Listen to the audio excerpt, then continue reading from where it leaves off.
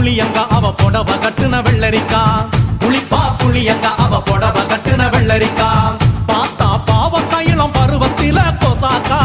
பார்த்தா பாவக்காயிலம் பருவத்தில கொசாக்கா சோக்கா நடக்கும் போது சுத்த வேணும் பூசணிக்கா ஆத்தா கண்டெடுத்த அழகான ஜாதிக்கா புளிப்பா புளியங்க அவ புடவ கட்டுன வெள்ளரிக்கா புளிப்பா புளியங்க அவ புடவ கட்டுன வெள்ளரிக்கா